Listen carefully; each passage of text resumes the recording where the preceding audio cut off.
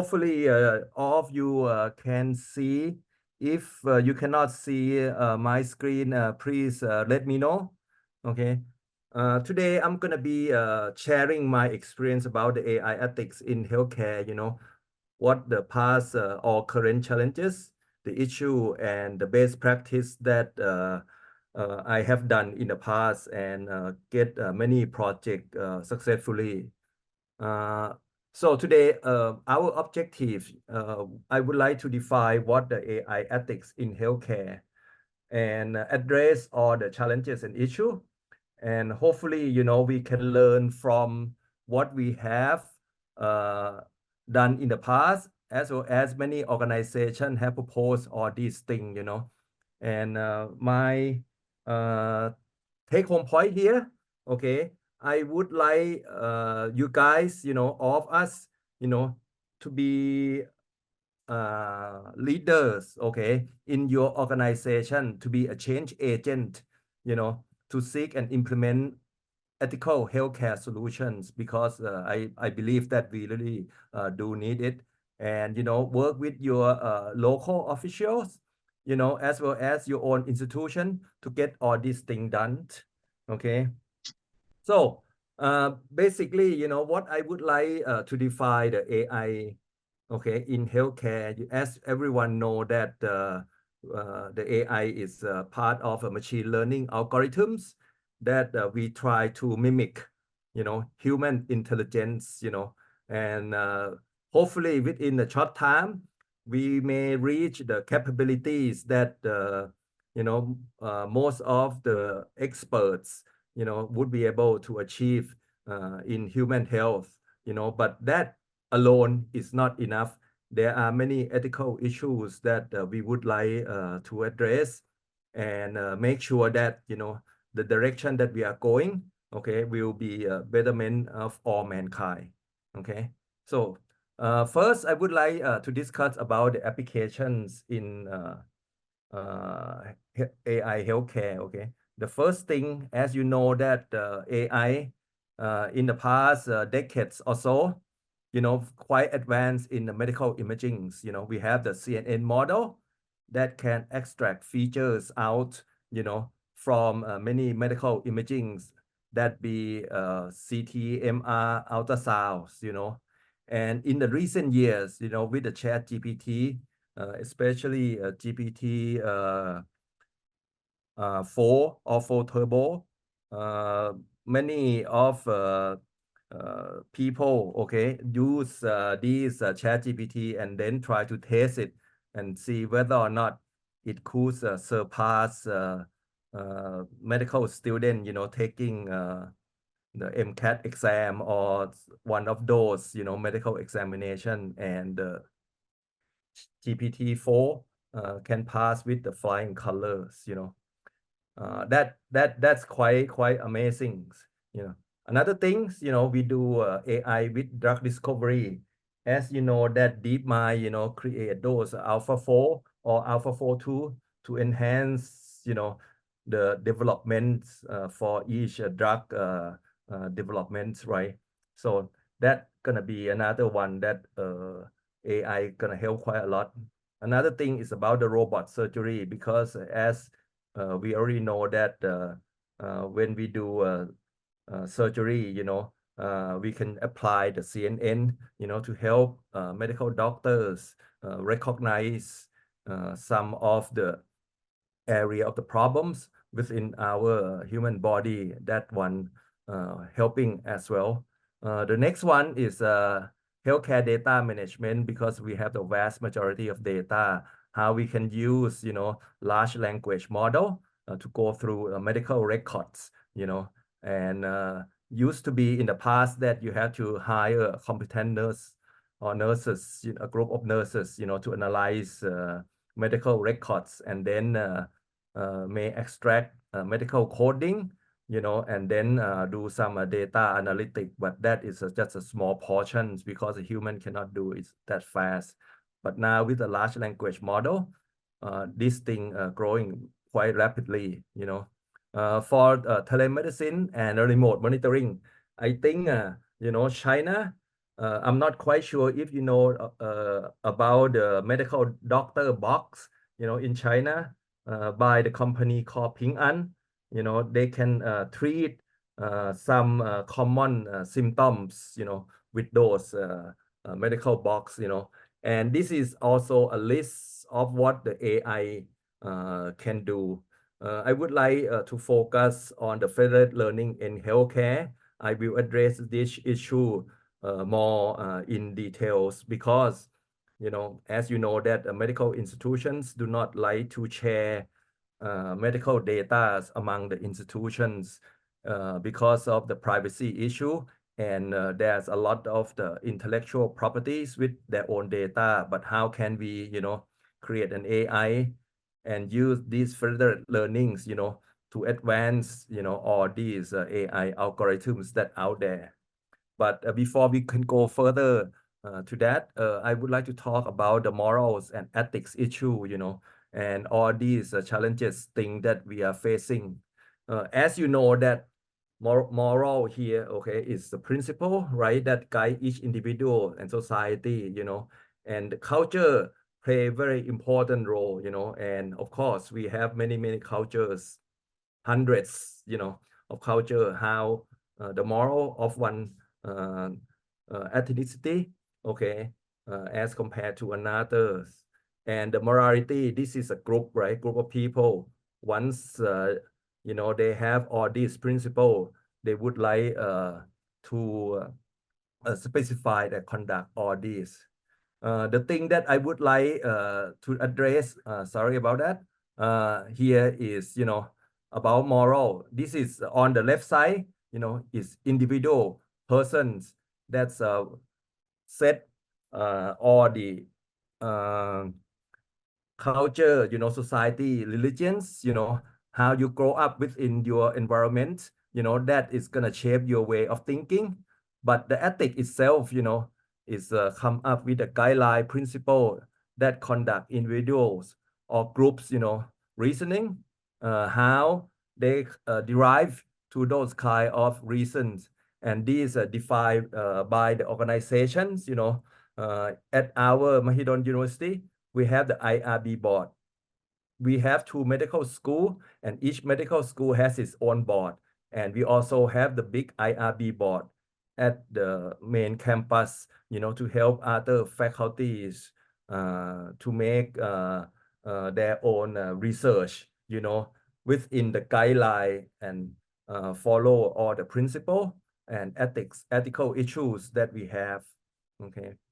So as you know that based on this alone, it's not really preventing or the researcher that may be, forced to do something unethical, That's why I think, the first and foremost is a moral issue for the persons, and then followed by the ethics, or the IRB board. You can see that, even the president of a famous university, have an issue with, their falsified data. Okay. And last year alone, more than 10,000 papers has been retracted. Okay. So what can we do with this? We as a human being, we have moral obligations, to create some research that is factually can be reproducible. Why? Because, many medical practitioner, doctors, or even patients, sometimes they read all those leading journals to find out how can they find solutions or treatments, for their loved one.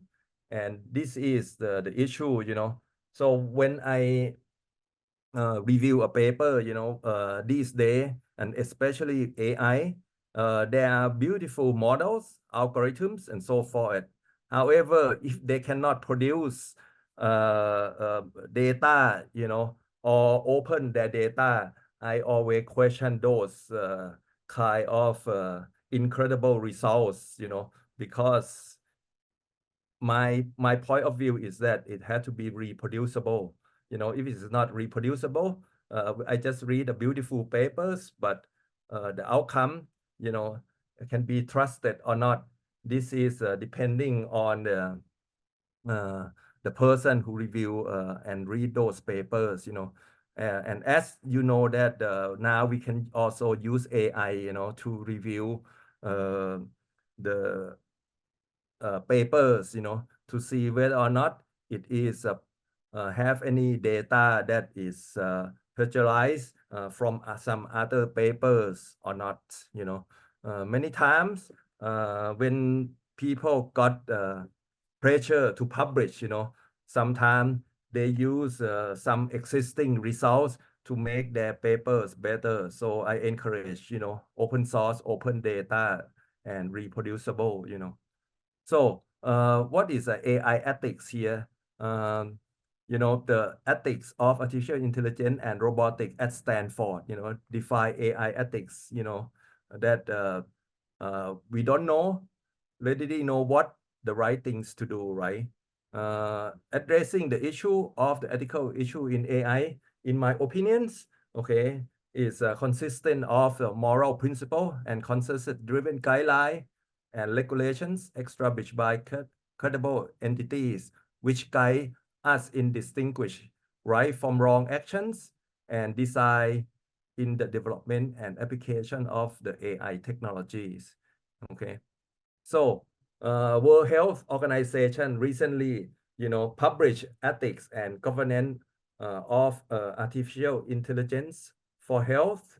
And I think if you have time, you should download this document and study on it, because I believe that it's quite useful information in there. Before we look into some of the documents in that publications, I would like to address something about AI, you know.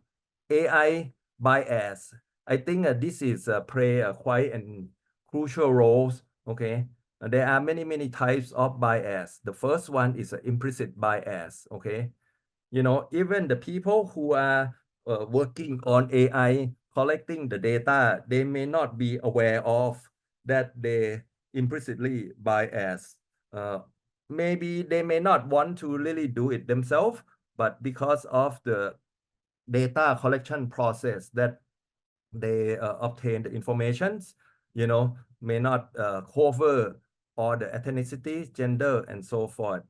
Okay. And the other one's about the sampling bias, you know, how can you, recognize the distribution of the population? Because sometimes there are, uh, there could be a outliner, you know. For example, as you can see on the image here on your right hand side here, this is a chest radiography.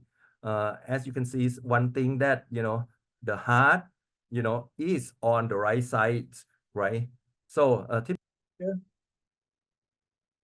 something in the future, okay, as compared to the current informations, you know. So that's why you always want to get new informations and put it into your data set for training purposes. How about the overfit, you know, as you can see from many papers that is excellent and work on one institution. When it move on to another institution, your model training would not perform as well as one that you do it at your own institutions. Okay, so the next thing that I would like to discuss is the cybersecurity issue. This thing has been published for many years already. So they basically, you know, they use a generative adversary network or GANT, okay, to create a nodule from the original image that does not. How can we use AI to detect all this? Okay, because basically what they do here is they put a device between the CT scanner and the PACS. So what is happening is that it intercept the image, you know, quickly put a nodule into a CT image where it is supposed to be if nodule were to be there, okay, and then send that to the PAC system. Okay, how can we use AI to detect this sort of thing? Because once the radiologist, retrieve this particular set of images and see that there's a nodule, he or she is gonna report as such. So this is the use of AI in a very bad way, and how take a look at it is from the development phase, okay, to developer action and to the governance actions, okay. As you can see, the bias issue is at the top of the agenda because the data set that is used to train an AI, the result is going to be as good as what the data set represents, there could be many ethnicity that is not included in the data set if you were working on the a set of a patient. Privacy issue, there are many things that can identify a patient. Sometimes you think that you may de-identify quite a lot, but you may not really cover everything, especially with the imaging data. As you know that we have a 3D reconstructions, if you have a CT or MR of the head, okay, we can reconstruct those images and we can see the facial features of particular patients, So there must be a way, okay, and actually there's a way to anonymize, the face of the patients. But all those things, have to be considered. This is just an example. And also the developer actions, what can they do, besides giving them good ethical background, as well as the sense of helping people, okay? How can they, because this group of people is going to be looking at the raw data set, even if it is has been anonymized, but if you have enough information, many times you can trace back to which individual patient is, even you say, oh, we just want to know the zip code, we remove zip code, okay, but you may leave some data that is identifiable. For example, medical imaging data.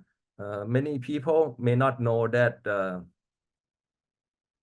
there are patient identifiable information in the header of those medical imaging in the DICOM.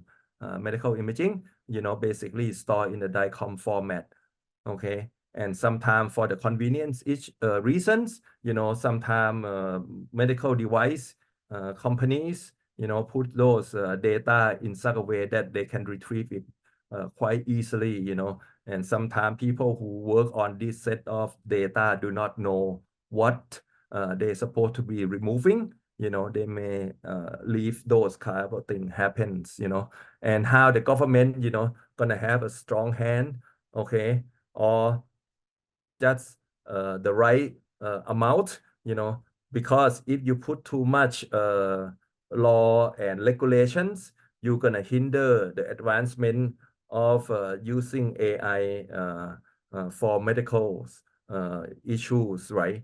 But if you are relaxing too much, then the right of a patient may not be protected. So all these balance, issues that need to be addressed and concerned. Okay, so the next thing, okay, is about the provision phase. After you have all these AI already ready, for use. Is it ready? Really? So how can you make sure that, again, the bias, is not gonna rise in your AI system? For example, most of the AI algorithms that develop for medical imagings could be done in the Western world, and the number of the population in the Western countries, okay, mostly is going to be a Caucasian, right? Even maybe in the United States, where the distribution of the population could be a little bit more than other countries. For example, you have over 10% of the African descendants, and maybe 5-6% of Asians. But when you collect your data sets, for training in medical AI algorithms, how are those things going to really affect? Because sometimes when you do all these things, you may not know, okay, because many descendants of the Africans and as well as the Asian, they may adopt the Western first name as well as a last name. So you may not just know only that, and especially all these names, you may already de-identify them before you can really use it and find out about the ethnicity. If the ethnicity field is not being curated, properly, okay, and especially those people who are in a mixed race, how you are going to collect those data to represent them, So that kind of information. The other thing is that false information or misinformation, as you know, an example that I showed you early on, right, about the CT data that they can put a nodule in there in real time, uh, and those kind of data can also be generated to train AI, because sometimes when people want to obtain a lot of data set, it's quite difficult, to be honest. That thing, that the researcher in Israel did, put a nodule in, is not entirely bad, because sometimes, the characteristic of a certain patterns of the nodule that you intentionally put it to train AI, so basically, it's you create a pseudo data set, to train your system. So this kind of thing, need to be the researcher or the developer need to be aware of. Okay, that one is gonna go to the manipulations, of the data set. If you have a group of people or one or two people that are not honest, and manipulate the data, how you can find out all those kind of things. Okay, so I think the government, will have to play a crucial role, in set up some guideline regulations, and law that is going to require, people to know all these things, and hopefully, can enforce some of these thing to the people that are developing and use AI. Okay, so the next part, this part they divided in development phase, deployer action and the government action. So the develop part, I think we already talked about it. Okay, now the deployer action. So once you deploy an AI system, the inference of an AI model, okay, so what are you going to do with this group of people? Because they are going to be the one that monitoring the system, they're going to have a lot of feedback, and how can they forward feedback to the developer, these sort of things. Okay, is going to be an issue that we as a AI researcher, as well as the people who are working on the ethics regulations, all these procedures, how are we going to work together between the developer, the deployers, okay, as well as, all these set of governance and guidelines, okay. So as you know that who consensus, the WHO, okay, they would like to protect autonomies, physicians, patients still have the full agency of their own actions, because no matter what kind of AI algorithm that's physicians or even the patients can have an access to it, but eventually the doctor I still believe, it's going to be the one that provide and make a judgment, and give the best advice to the patients or their loved one, of what to do. Okay. And how can we make sure that, the AI algorithms, is not going to produce a bad result.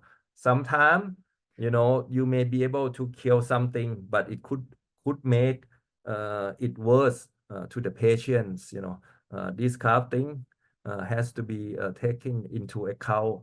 The other thing that is a hot issue currently is explainabilities. How can we explain how the AI come up with particular decisions, okay. So, and the responsibility and accountability, I think is going to be, in the hand of the healthcare. AI is just augmented intelligence, it's just helping, people to make, healthcare personnel to make the right decision, okay. The next one, okay, how can we make sure that all these AI technology, can be accessed by, especially the people who cannot afford this technology, Lastly, with all this wonderful AI, how can we sustain this environment?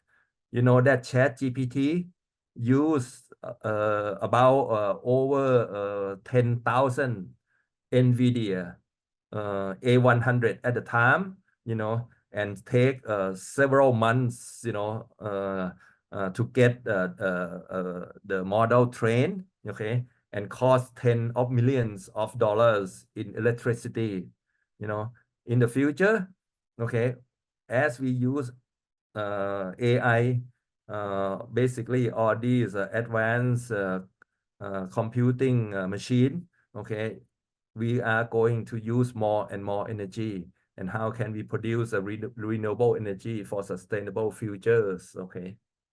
So, in my opinions, the significant, ethics for AI in healthcare, okay, starting with the autonomies, So basically, we use AI as a tools, for medical doctors, healthcare workers, okay, and patients, to make a right decision. And how can we ensure that the AI algorithm will not do harm to the patients, okay? There's a lot of testing, validations, okay? So basically, this is, related to the explainabilities, right? The fairness issue, as I already stated, beside the data bias, okay, the socio-economics, status, not just only the people who have access to AI, will benefit, but hopefully, we can use this technology to benefit all mankind, okay. The other last thing that I think is the privacy issue, okay. How can we ensure that, the AI systems, cannot violate, the patient rights, okay, or even, in a worst case scenario, be able to identify particular individuals, okay. Now, the current challenges, in my opinions, okay, is that this field is still new, okay. We need, people who are working on the governance issue, regulation issue, ethical issues, to help guide, scientists.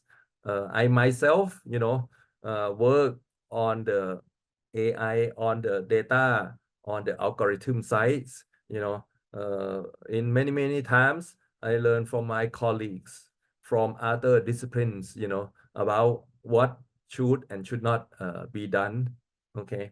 So the other thing is practical implementation. It's very similar to EU, I'm sorry, to the WHO guideline, autonomies, okay, prevent harm, right?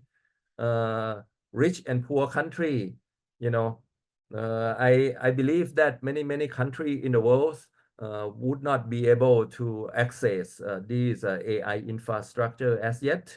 Okay, and how we are going to let them be able to use it. This is, I think, is a world issues.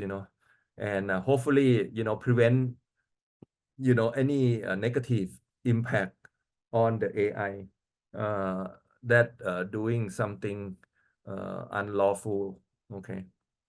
So they have technical and non-technical issues, that they address in the EU guideline, from the human agency, technical, robust, privacy, transparency, all the things that we already known. Okay. So the thing that they advise, okay, to adopt trustworthy AI. I would like to mention these more in a little few slides, okay, in the next few slides, okay. So how can we do all this? AI work 24 hours. This is, they never tired. So how can we, create, in my opinions, ethical agents? It's also another AI algorithms, in terms of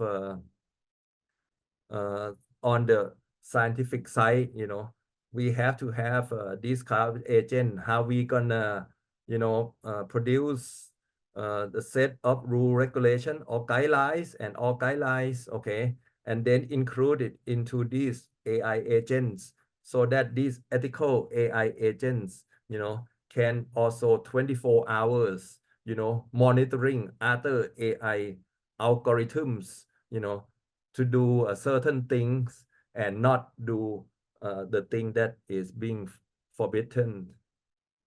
This slide that I would like to show you is that it's not just only WHO or EU. The Department of Defense, also have guideline about all these ethical issue in AI, how they are going to use AI responsibly, reliably, okay, and make sure that has an access, to these technology, traceability. I think is important. Once something has been done, okay, you need to be able to trace it, okay, and how can you govern, the use of AI, because as you know that there are many models that are capable of many things, and in the future, if they use in the wrong way, what happened? Okay. Microsoft also have AI principles, again, you can see that all the issue that uh, all these organization company have is kind of a, similar to one another: fairness, inclusiveness, reliability, safety, transparency, privacy, accountability. This one is the thing that Microsoft, looking at it. The next one, looking at the map of articles in AI, okay. Berkman Klein Center at Harvard University, I think, create this map. You can download this map even later on, to study it in detail. There's quite many key themes, from, not reference at all to have, you have a lot of references, okay, implicit, explicit, things in here, okay. I just took a portion of this map, okay. Key themes: international human rights, promote human values, professional responsibility. This one, for the people who develop, who deploy, and who use the outcome of it, human control technology, fairness, okay, transparency or explainability here, okay, safety and security. How can you ensure that the AI is not being tampered? AI could produce a correct results, okay. However, during the transportation on the computer network, it's got intercept, as the example that I showed you early on, for the CT, that they can put a nodule into an image. if the result has been, intercept and also change, into unimaginable outcome, okay, to patient, especially, that's the issue that we need to be aware of, and in the recent years, as you already know, that even the hospital is not uh, clear away from the hacker, or people who are want to do harm. Okay, so in my opinions, okay, responsible AI consists of, first issue is explainability. The AI algorithm. How can we, if we do not know it 100%, but the majority of each part of an AI model, can we explain how and why? Okay, there's a lot of research on that at the moment, the privacy issue, okay, and traceability. I believe that this is a quite important thing, if a patient, put their data into the AI system, can they later on change their mind and opt out?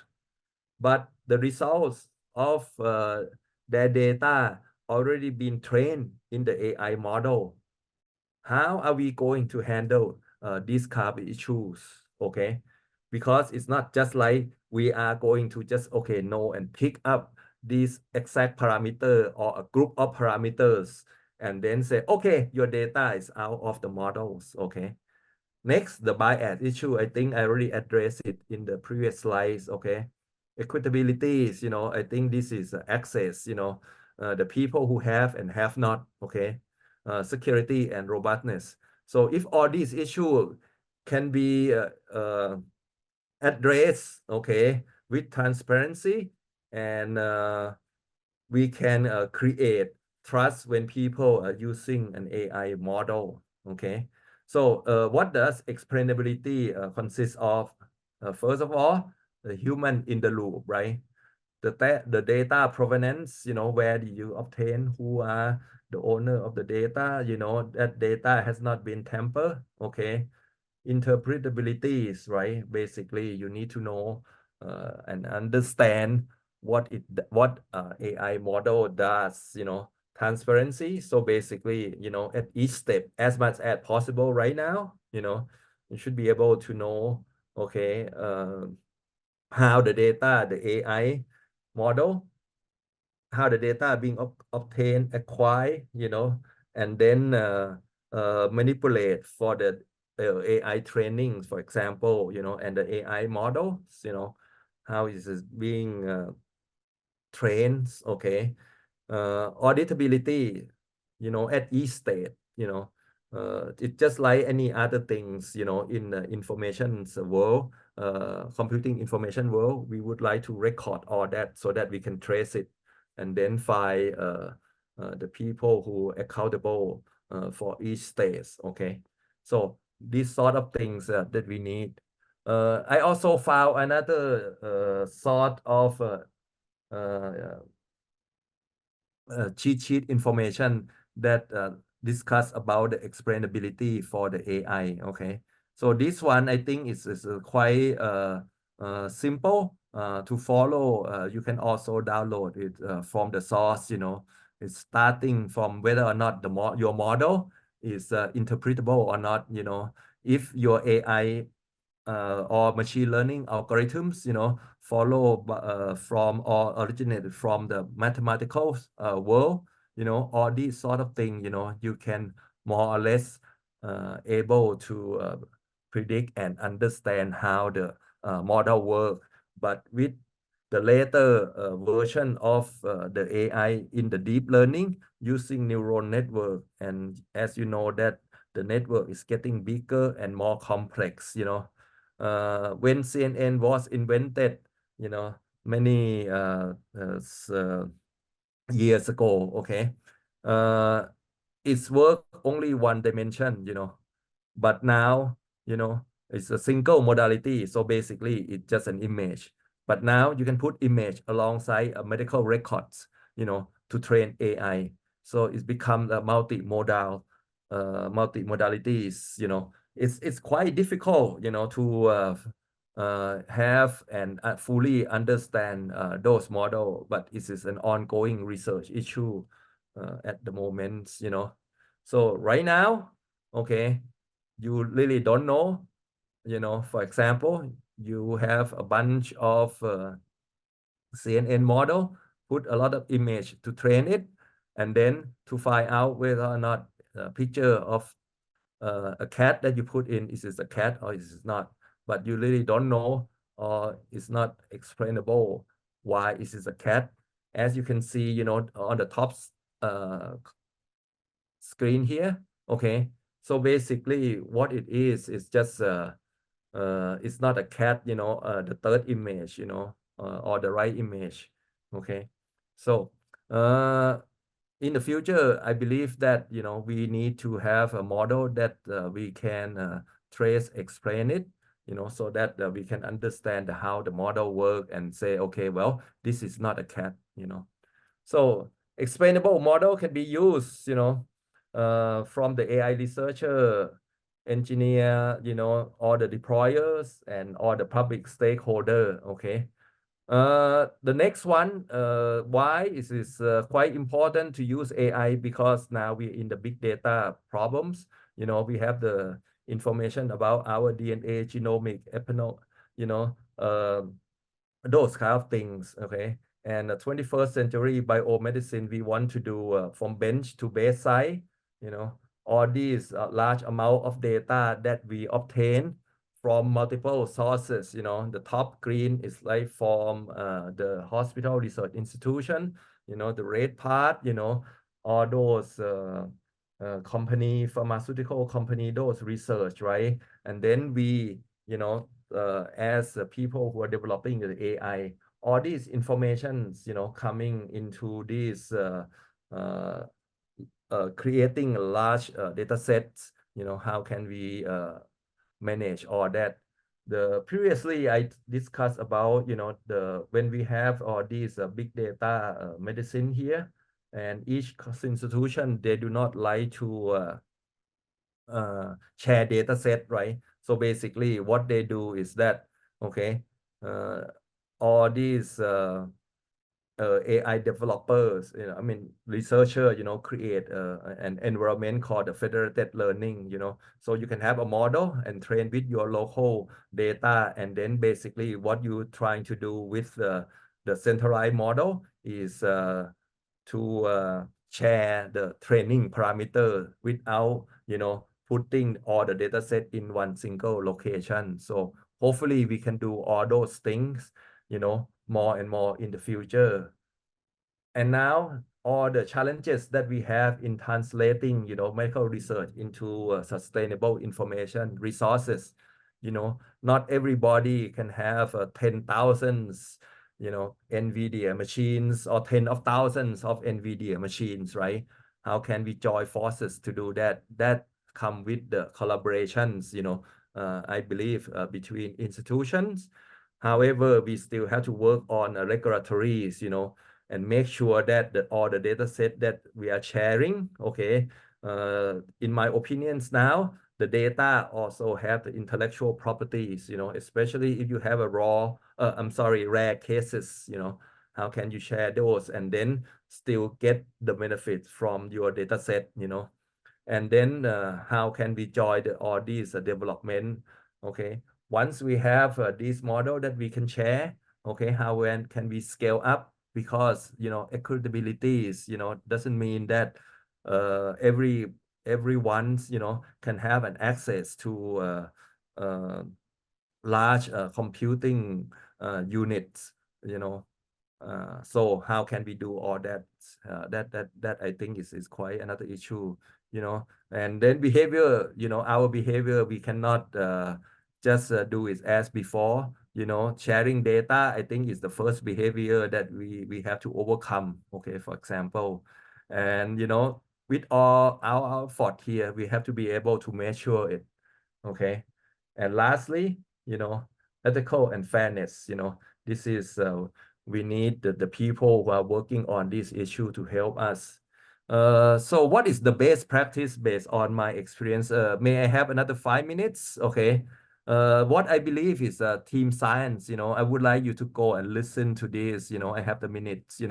So basically, Fei, Andrew, all these two people, okay, they are leading AI researcher in the world. On the top right-hand side, this one, okay, he is a radiologist. His name is Kirk Langlot. Basically, they have a very good relationship. They have admirations that they work with each other for a long time. So basically, it's a multidisciplinary teams, okay? One of the important thing is that I learned from working with Kirk before, okay?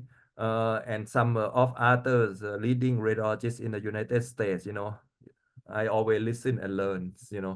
There's many tacit knowledge that they cannot really turn into a set of a procedure, algorithms, steps.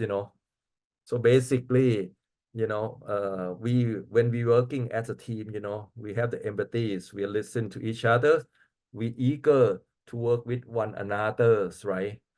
We have our same goals, okay? And last and foremost, I believe that we talk in a different languages, so we have to learn each other language and thought, okay?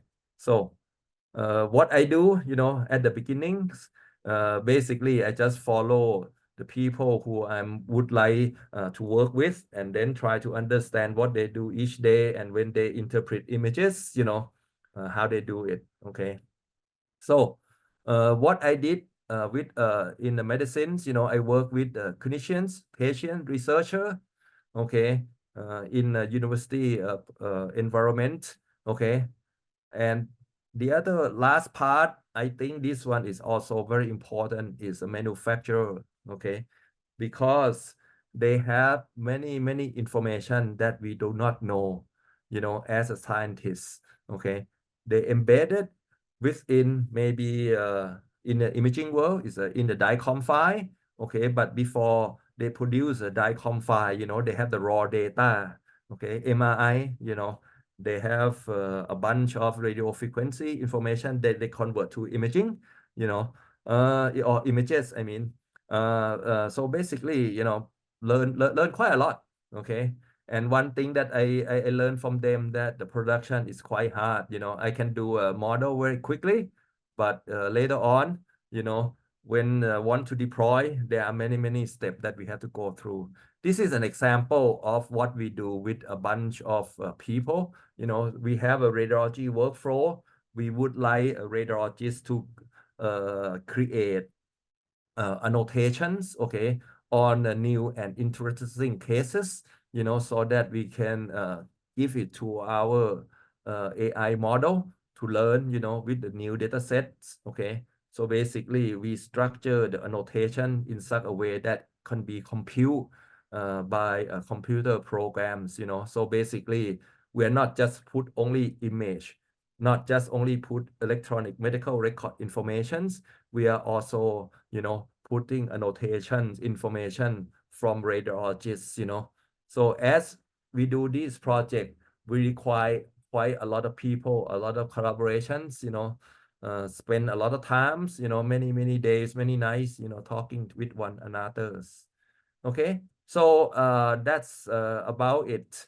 I'm opening for questions for anyone that you may have.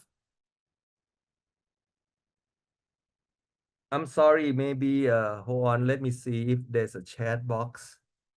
Okay. You may be able to type in. Okay, there's a question. Is it possible for a patient to allow or not allow hospital to do anything on AI? This is interesting questions. Okay. Uh,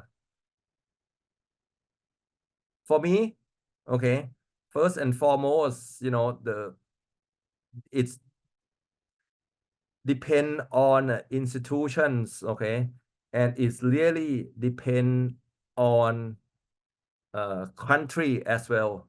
For example, in the US, where I used to work in a large medical facilities, okay, do we use at the time, we may not call it as an AI, you know, we use an algorithms, you know, from the company to do mammography screening, okay. Do we allow or do we let people or our patient knows that we also use these algorithms, okay? At the time, the company is called Hologics, you know. We use their R2 algorithms, you know, to help mammographers to recognize any abnormalities on the patient's images, right? We announced that, you know, to the patients. So far, from my experience, we never heard anyone that opt out, okay? So that difference, okay, from having patient image or patient images and then having that images put it into the AI algorithm for training purposes. That one we do need consent from patients. We cannot, okay, legally, okay, and ethically, you know, without patient permission or patient consents to put their images, you know, for the training. But for diagnostic, yes, you know, in Thailand, I'm not quite sure. I'm not aware of any law or any rule or regulations, you know, that prohibit our physicians to use it, you know, or our radiologists to use it. I never heard of that one yet. You know, for other countries, I believe that if it were in a Western country, you know, the rule and regulations of using anything, you know, especially if you want to, if you have to charge the money, you know, you may not do that, you know. So basically, that part of the doctor fee and the hospital fee. Okay, so that would be my.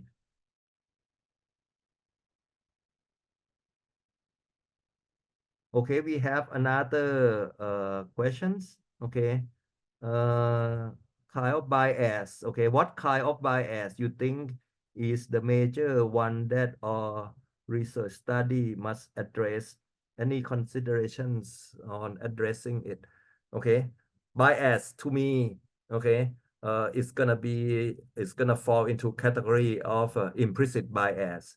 The implicit bias is mean that the number of ethnicity, okay, the population that you are going to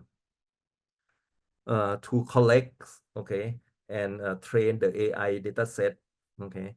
For example, in Asia, okay, let's say in Thailand, you know, our ethnicity is quite variety, you know, the majority is a native Thai, you know, and then we have in the northern part, in the eastern part, you know, the ethnicity is somewhat different as well, you know. So in terms of imaging itself, you know, and the thing that occur on a particular image, you know, as compared to the Westerner, you know, uh, our physical bodies, you know, as compared to the Western people, you know, European people, they they are larger, you know, and then anatomical, you know, well, as you know that our body is typically is, you know, look, if it were a human being, okay, in my opinions, okay, we already have some kind of transfer learning, you know, from, you know, our past experience, you know, the nodule does not need to be appear, you know, in a particular locations, you know, the nodule patterns, you know, our radiologists, I believe that they know, you know, 10 kind of nodule, for example, you know, all the patterns, they can recognize it very quickly. As far as for the machine learning, okay, we just need to get a lot of data to train it. because when it go through the CNN model, and then it adjusts its bias, and when they do back propagations, okay, those sort of thing on the parameters, it's really depend on the representation of the data set. Yeah. So if your nodule is happen to be, in the third particular part, okay, then it's not on the other part, that could be, misleading to the algorithm as well. Yeah. And, the other thing is outlier cases, an example that I show you on this image, even this one is a normal, okay, normal variance, okay. How can you teach AI? Because there could be a technician who put a marker, a wrong marker, and then flip it long too. It could be, I mean, it could be, but how can you make sure that those sort of things is not happen, and then you're not putting these wrong data in there,ครับ. Yeah.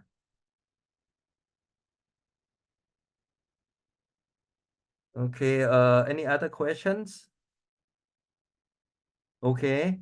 So, as a senior and tourist specialist doctor, have a lot of experience to exam the check result. It means that AI would help junior doctor to be more efficient compared to a specialist because it's always have the risk about this.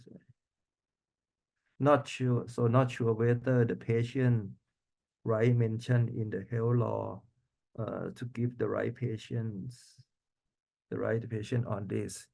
Okay, so I think this question is quite there are many issues in here, if you're talking about a specialist, who are attending, okay, or the doctor that have quite a lot of experience, looking at a particular set of let's example, okay, of images, okay, and then render his or her own opinions, of course they are, going to do better than a junior doctor who just recently graduate, or a resident, or a fellow. Okay, yeah, I think that could happen, and having AI, to guide them, including specialists, okay, including the attendings, okay. I also believe that, why not? It's a second eye, second opinions, okay. But whether or not, this one related to the first questions, right? Whether or not the patient had the right uh, for refusing, okay, using, AI, and they say, okay, I just want to, just attending to read this uh, image, for example. I'm not sure if patient would have the right to do that, unless you say that, okay, there are processing fee, yeah, extra processing fee, then I think a patient probably would not want to do that, and I think one of the main reasons that, medical institutions use extra tools to help our physician is that, we human being, you cannot work like a machine, 24 hours, 365, and people, rarely make mistakes. And why they do, we would like, to have another system to catch that kind of mistake if it were to happen, yeah. So to me, I think AI is just gonna be an extra tools, for physicians, to make a better judgment, even they are tired. And, uh, in the developed world, number of cases, physicians see patients or reading cases per day as compared to the Asian country. Okay, for example, in Thailand here, where I'm living now, okay, it's much less, you know, in my opinions, you know. Uh, So this presentation, I already give it to Ajahn Tipajin, you know. I think she will distribute it to all of you. Okay, she will distribute these uh, PowerPoint presentations. And if you have any questions, you can contact me. Let me see if I put my email address on the slide or not. I just make this slide. Oh, okay, I forgot. I'll put the email address and then I'll send her this new updated presentation, and everyone can contact me. Okay. Oh, somebody already put my email address there already. Okay. So if you are interested in working on this AI in medicines, uh, Mahidol University, we have two largest medical school in the country.